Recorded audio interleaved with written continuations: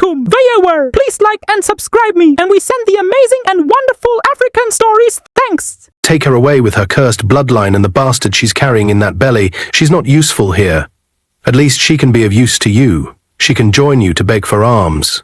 She's as useless as her late mother. Like her late mother, she's a wayward child. At just 13, this girl got pregnant and couldn't identify who's responsible for her pregnancy. She wants to disgrace this family because she's an orphan, but that would never happen. Take her away. She doesn't belong here anymore. And thank God your father is not around to shield you this time. That was the voice of her stepmother, Amara. She threw her few belongings to her and asked her to leave with the homeless man. Amaka never thought this day would come. She never thought she would be thrown out of her father's house like a piece of trash and married to a homeless man in the most unceremonious manner. But despite her crying and begging, no one to protect her, no one to say this is wrong, and the neighbors, they only stood in front of their houses. The few ones that came around only laughed and mocked her. She'd married off to a strange man 8 months pregnant, the pregnancy having brought shame and humiliation to her. At 13, she saw her life slipping away from her, and at that moment every hope, every dream she ever had ended. Or so she thought. 8 months earlier, it was 10:00 p.m. in the evening. Amaka was already fast asleep, and the community had worn its darkest color of the day. Her stepmother, Amara, suddenly jerked her up and gave her money to buy matches to be used the following day. Despite her protest that it was too late, Amara gave her a hot slap and chased her to the danger and went for the errands. As she walked a few minutes from her house, she suddenly felt a hand grab her, cover her mouth, and drag her away. What happened after that, she doesn't know. She only woke up to see herself inside the bush the following morning. Her clothes were torn, and she was seriously in pain. She could barely remember what transpired. All she remembered was that a hand grabbed her on her way last night, but when she carefully checked herself, she discovered she had been abused. She cried home, but immediately her stepmother saw her. She gave her a hot slap that made her collapse to the ground. "You useless child, I sent you on an errand and you have the guts to run away with a man, coming back this morning with fake tears and torn clothes." She beats her more, not allowing her to express herself. Her father, Mr. Andrew, was working on a construction site far up north, and he wouldn't be back for months. He had no idea what was happening. Amaka knew there was no help coming from anywhere and had to endure the pain till her body collapsed. But a few months later, the unthinkable happened. Amaka started having nausea and sleeping too easily, and when her stepmother noticed, she dragged her to the hospital and was told the girl was pregnant. It was beaten from the hospital till they reached the house, and she quickly gathered the neighbors to tell them, "Look at this little brat, just like her late mother. She's pregnant, and she doesn't even know who's responsible. But she wouldn't disgrace this family any further. I will definitely give her out in marriage. I will find one of these homeless people and give her to him. At least she could be useful to such a man. They can be going around begging for alms." Amaka knew that day that her childhood had ended, and every hope left for her had been shattered. Every night she secretly prayed for her father to return back, at least to save her, but he never did. He's in the faraway up north for a construction project, and because she didn't have a mobile phone, she couldn't speak with him. But Amaka still remembered how her mother died. Her later mother, Adana, is the second wife of Mr. Andrew. Amaka was barely 10 when she dreamt that her stepmother poisoned her mother's food, and her mother died from the food poisoning. That morning, she woke up crying, begging her mother not to eat Amara's food anymore. But her mother, an easygoing woman, believed Amaka was just being a child, and that morning, after eating the food given to her by Amara, Amaka returned to see her mother rolling on the floor with a white, forming substance, and pointed at the food, shouting, "Amara gave me the food! You warned me," and died instantly. That was the beginning of her woes. Amara knows she knew she was the one that killed her mother, and she has been trying to also get rid of her and this pregnancy. It's an opportunity to send her away. Now, Amara was heavily pregnant, with 8 months gone. One early morning, Amaka was lying curled up on the cold concrete floor of the living room, a thin mat barely separating her from the chill of the ground. Her body felt heavy from exhaustion, both physically and emotionally. She heard a knock on the door. She could feel her heart pounding in her chest, the uncertainty of her future looming over her like a dark cloud. And then, the door flew open with a sharp creak. A figure stood in the doorway. Her stepmother, Amara. Her face was a mask of anger and cruelty, her eyes narrowed as she stormed into the room. She jerked her up from the small mat she was sleeping on in the small living room. "Come out. Today is your wedding. I've found a homeless man to take you away and stop embarrassing this family." Amaka's heart sank. She had been expecting this. After all, her life had been a series of cruel events orchestrated by this woman, but she had never imagined it would come to this. Her own stepmother, the one who was supposed to care for her, was about to send her away, to throw her out like a piece of trash. She quickly gathered a few neighbors like her, and despite her crying and protest, she gave her out to the stranger, a man she never knew and doesn't know where he lives, and told him to take her away and never return. Her stepmother was holding a small bundle of her belongings, carelessly tossed into a ragged old bag. Amara shoved it into Amaka's hands, with a force that made her stumble backward. "Take your cursed bloodline and the bastard you're carrying in that belly and get out." Amara spat, her voice cutting through the air like a knife. "You're no longer welcome here. Go and find somewhere else to rot, like your late mother did. Useless, just like her." Amaka's vision blurred with tears. She had never felt so alone, so abandoned. Amaka couldn't bring herself to speak. Her throat was tight with the weight of the words she couldn't say, the pleadings that fell on deaf ears. She had always been the one to bear the pain in silence. Now, that silence would be her only companion, as she was cast out from the only home she had known. With a cruel laugh, Amara pushed her toward the door. "Go on, go to that worthless man you've been paired with, a homeless beggar who'll take you in. At least you'll be useful to him. You can go beg for alms together, just like the worthless child you are." Amaka's heart shattered as she stepped outside the door. The early morning air hit her with the sting of reality. She was 13 years old, heavily pregnant, and now married to a homeless man. A tear slid down her cheek, but she quickly wiped it away. She had no one. No one to help her. No one to protect her from the cruel world that seemed intent on destroying her. "Here," Amara said, pushing her toward him. "Your new husband." The word felt foreign to Amaka's ears. Husband? She was just a child. She had barely begun to understand life, let alone marriage. But it was clear now, her stepmother had made a decision for her, and there was no turning back. The homeless man, who introduced himself as David, didn't speak for a moment. He simply nodded, his expression unreadable. Amaka felt a wave of fear wash over her. Who was he? What would happen to her now? He was a stranger to her. She had never seen him before in her life. His clothes were ragged, his hair unkempt, and his face was worn from the hardships of life. But his eyes, though tired, held a spark of something. Amaka couldn't tell if it was kindness or pity, but she couldn't afford to care. But Amaka wasn't just any orphan. She had her memories, her strength, and the hope that someday someone would see the truth, someone would know the suffering she had endured. David motioned for her to follow him, and though she was terrified, she had no choice but to obey. She glanced back at the village, her home, that she would never see again, and whispered a silent prayer. As she trudged away with her new husband, her feet dragging on the dusty road, she could hear the muffled laughter of the neighbors who had gathered outside their homes. Some pointed at her, mocking her. Others just watched in silence, unwilling to lift a finger to help. "God, don't let this be the end of my story," she muttered under her breath. "Change this for good. Let Amara kneel before me someday." She had always known the world was cruel, but now it felt like it had completely turned its back on her. They walked for what felt like hours, her stomach heavy with the child inside her, her body aching from the exhaustion of the day. Eventually they reached the outskirts of the village. With that, Amaka walked away from the life she had known, unsure of where she was going or what her future held.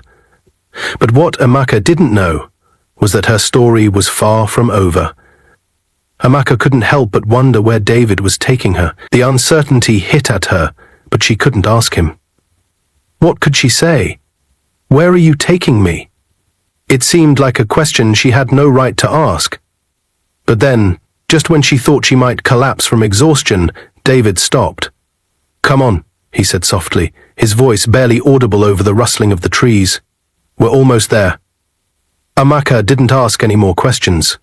She didn't have the energy to care. Whatever awaited her at the end of this journey, she would face it. She had no choice. Finally, they arrived at a small clearing, and Amaka gasped when she saw what lay before her.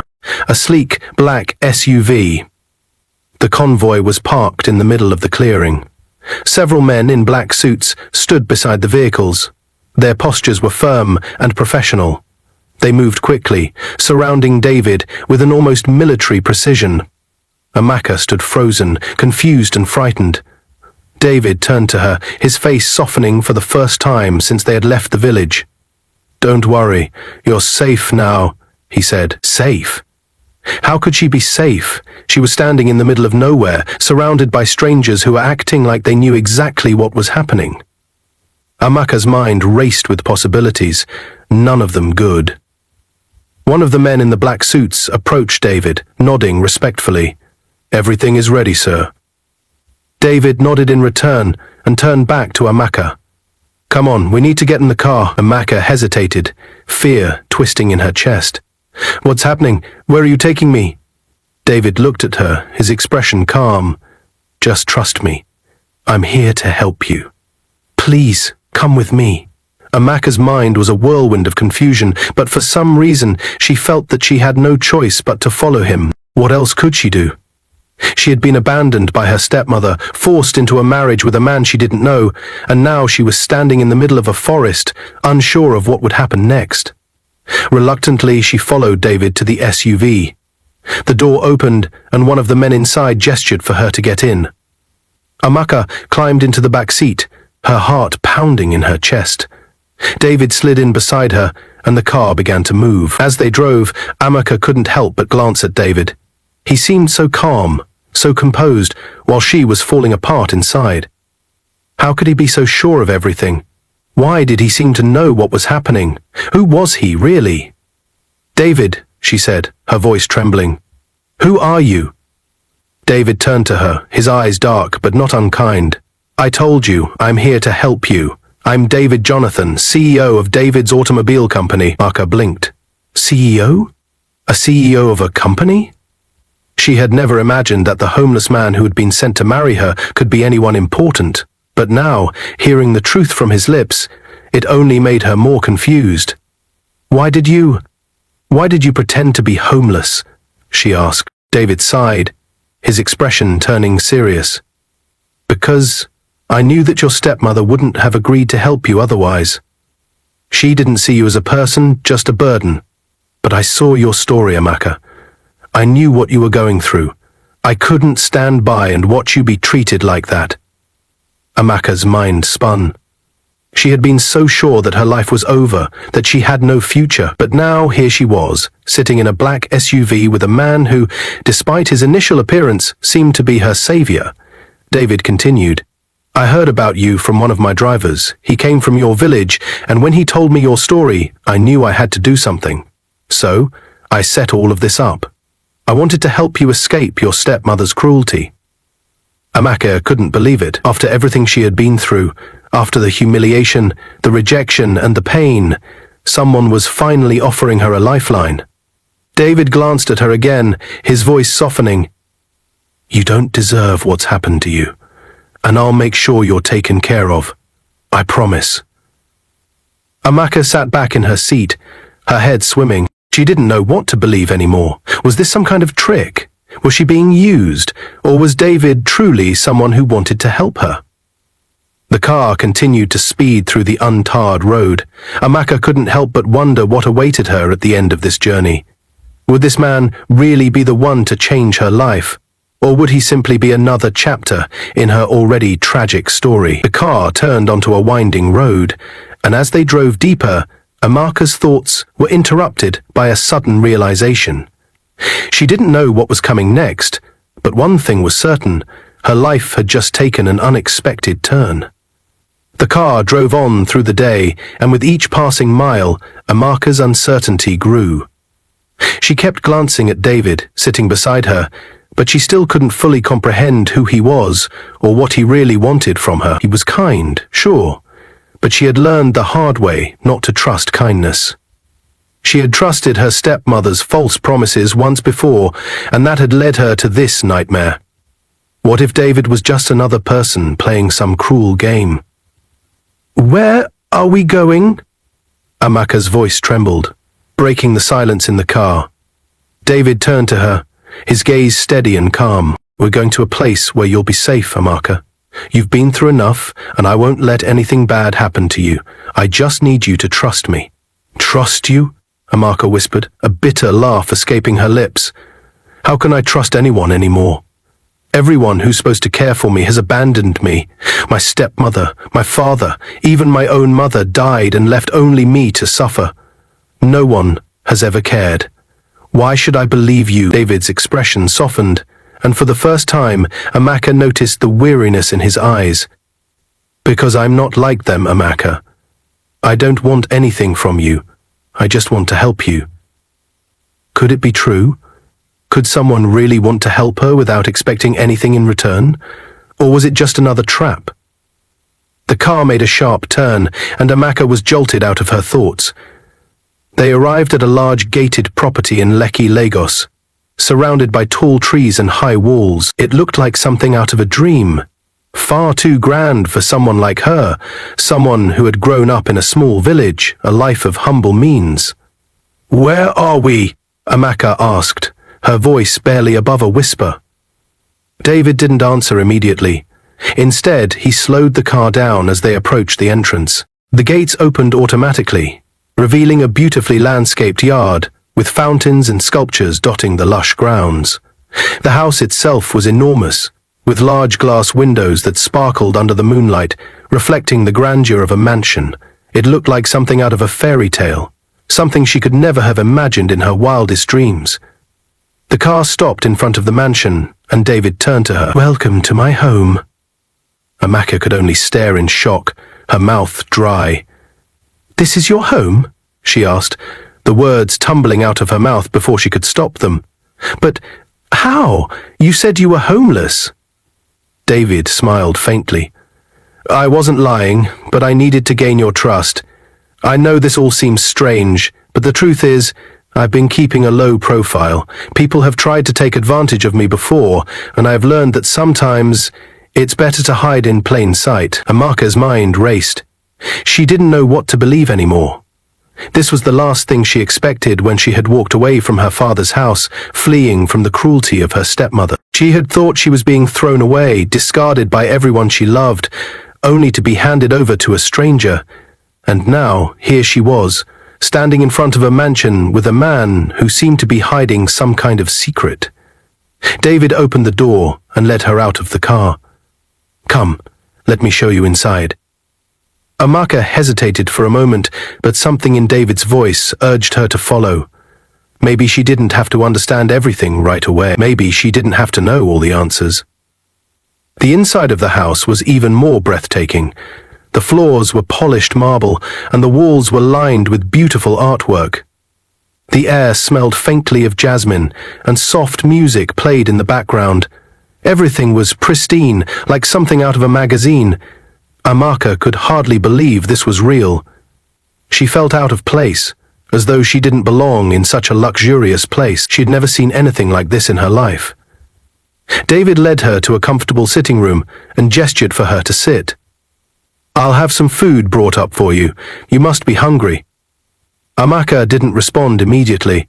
She just sat there, staring at the large windows that overlooked the expansive grounds. Her mind was still in a whirlwind of confusion. How could this be real? What was the catch? As she sat in silence, David moved to a nearby desk, where he picked up his phone and began typing something. He paused for a moment, then turned back to her. "I've arranged for a doctor to see you tomorrow," he said. You need proper care, especially with your pregnancy. I don't want you to worry about anything. You're safe here, Amaka, and I'll make sure nothing bad happens to you again." Amaka nodded quietly, trying to process everything. She wanted to believe him. She really did. But after everything she had been through, it was hard to imagine that things could actually get better. As she sat there, staring at the vast room around her, she thought about her father. He had been gone for so long, and she couldn't help but wonder if he would ever return. She thought about her mother, too, the mother who had been poisoned by her stepmother, the woman who had caused her so much pain. As she sat there, her mind went back to how her pain started, and now he's inside a mansion where she doesn't even know. Her thoughts were interrupted when a man entered the room, carrying a tray of food. He placed it in front of her, and Amaka's stomach growled in response. She hadn't eaten in hours, maybe longer. She didn't feel hungry, but she knew she needed to eat. David stood in the doorway, watching her. "Go ahead, eat. You need to take care of yourself." Amaka glanced at the food, but her mind was still elsewhere. She knew she had to eat, but her thoughts kept drifting back to the past. The past she couldn't escape. The past that haunted her. David saw the uncertainty in her eyes and walked over, sitting down across from her. "I know it's hard, Amaka, but I want you to understand something. I'm not here to hurt you. Everything that's happened to you, I want to make it right." Amaka looked at him, her eyes filled with confusion. "But why? Why me?" David paused, his eyes serious. "Because I see the strength in you, Amaka. You've been through so much, and you're still standing. That's not something I see every day. You deserve better than what you've been given, and I'm going to make sure you get it." For the first time in a long while, Amaka felt a spark of hope. It was a fragile hope, one that she could hardly believe in, but it was there. Maybe, just maybe, things could be different. Maybe she could find a way out of this dark, endless tunnel. But as she reached for the food on the tray, she couldn't shake the feeling that her past was never truly behind her. It was lurking, waiting, and no matter how far she ran, it might just catch up with her. In the following days, Amaka started going to the hospital for the antenatal care David registered for her. 1 month after she gave birth, 2 nannies were hired to take care of her and her baby. After 8 months, Amaka was registered back in school, while her son continued to grow. But tragedy struck one day. It was at night. The baby was crying and then suddenly began to choke. Mr. David rushed to her room and quickly called the driver to take them to the hospital. But before they arrived, little Obinna was gone. He was dead, cold and lifeless on Amaka's hand. She was 14, and there she wanted to kill herself too. She had developed a strong affection for her son and had secretly prayed for him to be part of her story, but now he's gone. When they returned home with the corpse of little Obinna, David quickly took him from her and consoled her. In the morning, Obinna was buried, and thereafter Amaka decided to end it all. She was about to stab herself in her room when Mr. David entered and stopped her. After several efforts, she decided to move on, hoping life would be kind to her going forward. Months passed, and with each day Amaka's life began to take shape. The weight of her past was still there, lingering like a shadow, but it no longer controlled her. She was free. She had survived the cruelty, the abandonment, the betrayal, and the pain of losing her son. Amaka's life, however, was just beginning.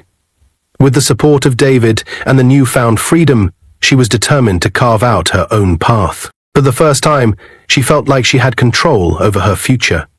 It started small, with a simple decision to go back to school. Amaka had always been bright, but after everything that had happened, she had been forced to grow up too quickly, leaving her dreams in the dust. Now, with the freedom to pursue them, she went to school and graduated from high school. She enrolled in computer science courses and quickly discovered a passion for software development. What had started as a way to escape her pain slowly turned into a career. She poured herself into coding, learning as much as she could, working tirelessly into the late hours of the night, and, slowly but surely, she built a reputation for herself. Within a few years, Amaka graduated as a software engineer, one of the few who had come from such a painful background and emerged stronger. She used her success to give back to those who had been left behind, just as she had once been. She founded a non-profit organization focused on helping underprivileged people, particularly those in need of critical surgeries.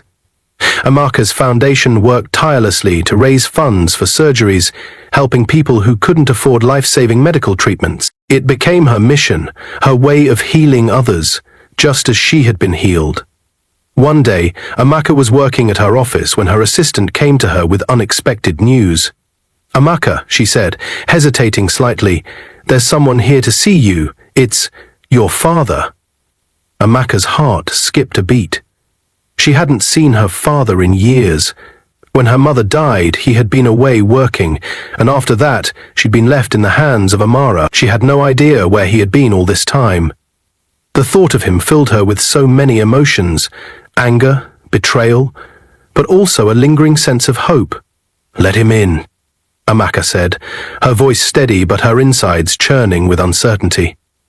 Her father, Mr. Andrew, stepped into her office, his face weathered with age but still carrying the strength of a man who had been through hard times. His eyes softened when he saw her, and without saying a word, he collapsed into her arms. Amaka felt the weight of everything she had been through in that moment. The years of pain, the years of longing, and for the first time, she allowed herself to feel the love that had been missing for so long. "I'm sorry," he whispered, his voice breaking. "I failed you. I couldn't protect you from her. I've been searching for you all these years, but I couldn't find you. I never stopped looking."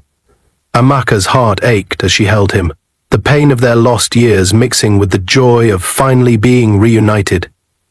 "I'm glad you're here," she said softly, her voice full of emotion. "But there's something I need to tell you, Dad." Mr. Andrew pulled back slightly, concern written across his face. "What is it, Amaka?" Amaka took a deep breath and began to explain everything. About Amara's role in her mother's death, about the way she had tormented her, and about the years of abuse she had suffered. It was a hard truth to share, but she knew it was time for her father to know. "And there's one more thing," Amaka continued, her voice steady despite the weight of the words. "The woman who caused all this. Amara. She's here. You brought her here." Mr. Andrew looked confused, his brow furrowed. "What do you mean, Amaka? I brought her here." Amaka stood up, her hands trembling slightly. "She's the one who needs help now.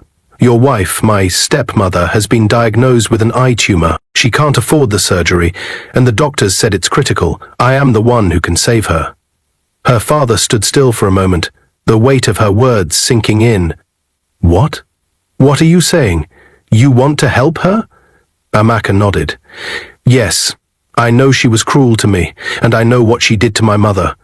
But I've built this foundation to help people in need, and that includes her. You might not understand, but this is my chance to pay her evil with kindness.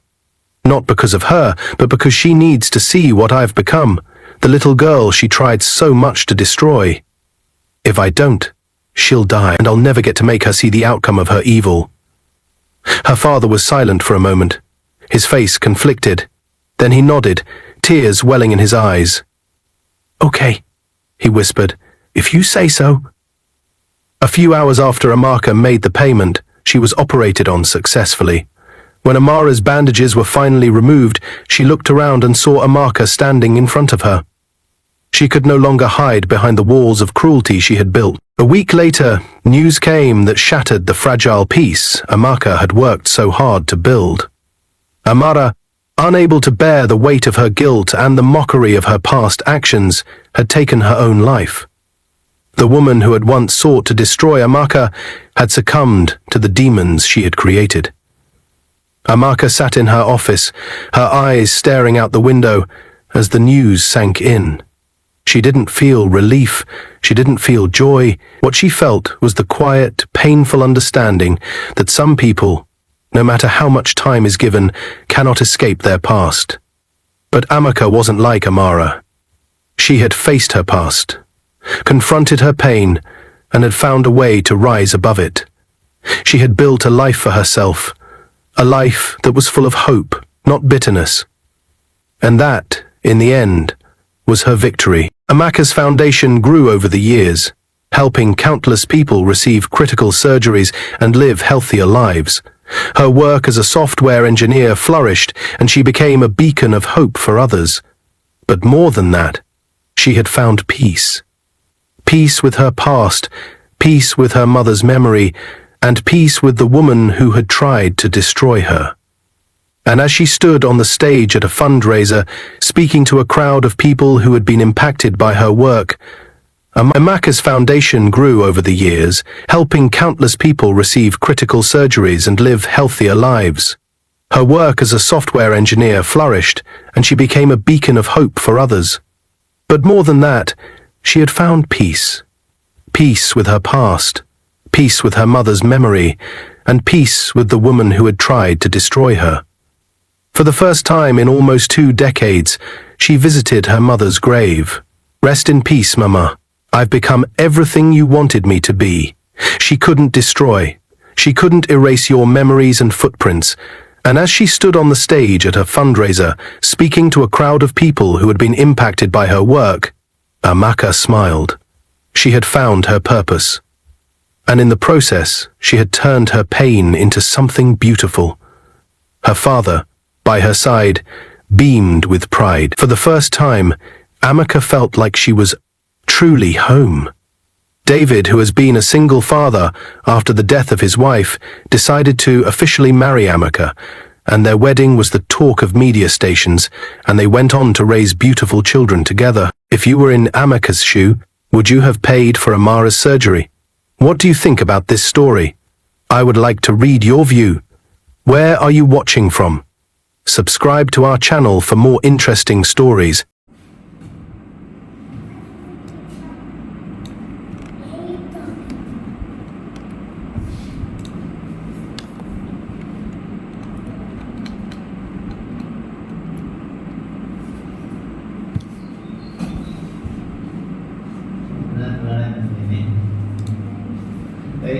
Nalayan na ang ka-lecture.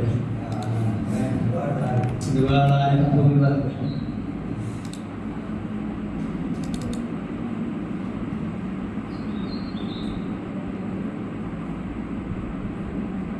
Incomplete. Abe एक काम नहीं कर मैं ये मकसद है बड़ा है ध्यान हाँ ये मानता हूँ ये फ्रेंड है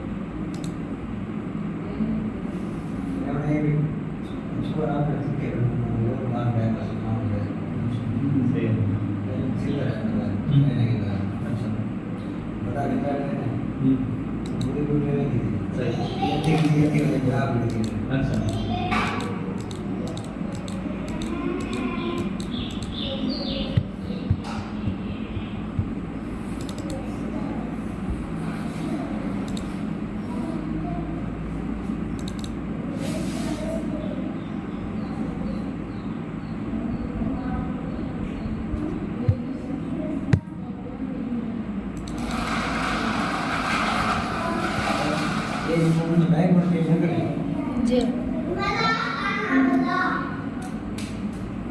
बड़ा होगा बोला जी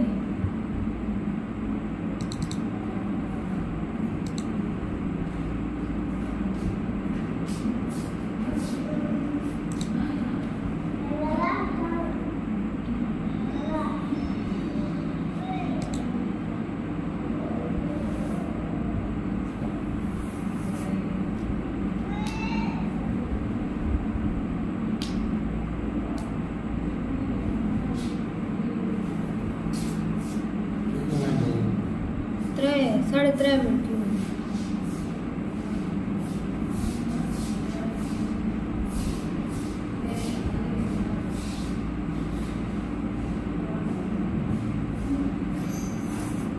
वो वीडियो जड़ी बड़ी होती है वो आईफोन दी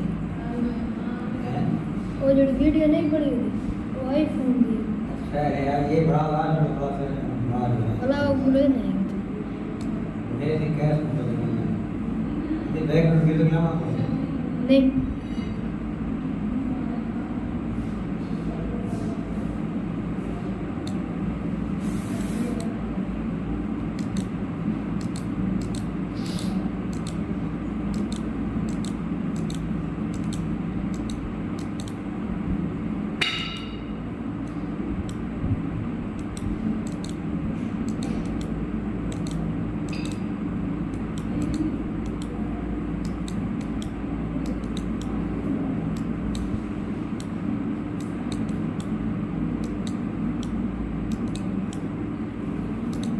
सजा का लगा डाल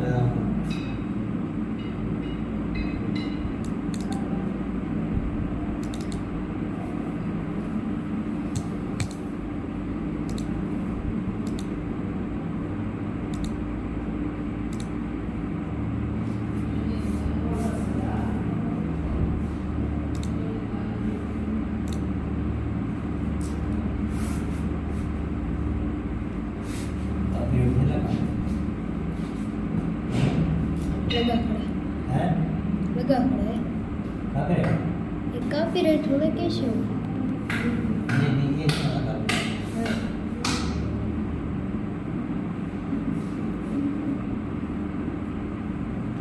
कौन लगा